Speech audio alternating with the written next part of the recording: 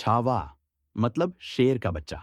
छत्रपति संभाजी राजे को छावा कहा जाता है क्योंकि वह छत्रपति शिवाजी महाराज के बेटे हैं। छत्रपति शिवाजी महाराज ने मुगलों की नाक में दम करके रखा था, इसलिए मुगल बादशाह औरंगजेब उत्तर भारत और मध्य भारत में अधिकार के बाद दक्कन की तरफ मुंह नहीं कर पा रहा था।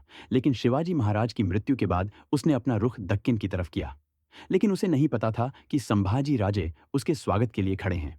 उसके खिलाफ संभाजी ने पहली बड़ी लड़ाई मध्य प्रदेश के बुरहानपुर में लड़ी। बुरहानपुर एक महत्वपूर्ण व्यापारिक केंद्र था। औरंगजेब यहीं से दक्कन में अपने शासन के विस्तार की योजना बना रहा था। ये संभाजी को पता चल गया, इसलिए उन्होंने पहले ही हमला कर इस पर कब्जा कर लिया और आग लगा दी। ये मुगलों के लिए बड़ा झटका था। दूसरी तरफ गोवा में पुर्तगालियों की दमनकारी नीतियों से लोग परेशान थे। संभाजी ने छापामार युद्ध कर पुर्तगालियों को कमजोर कर दिया था। अब पुर्तगाली भी उनके दुश्मन बन बैठे थे। उन्होंने संभाजी को हराने के लिए मुगलों से हाथ मिला लिया। संभाजी ने औरंगजेब को परेशान करके रख दिया था, पर एक करीबी के विश्वासघात के कारण मुगल सेना ने संभाजी को बंदी बना लिया और उन्हें औरंगजेब के दरबार में पेश किया गया।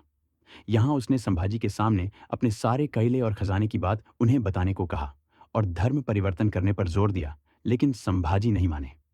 जिसके बाद उन्हें बहुत यातनाएं दी गईं। उनकी जुबान खींच ली गई, आंख निकाल ली गए, लेकिन संभाजी नहीं डिगे।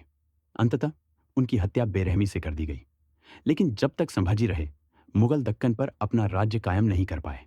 छत्रपति संभाजी महाराज की मृत्यु के बाद संपूर्ण मराठा समुदाय उत्तेजित हो उठा और मुगलों के खिलाफ खड़ा हो गया।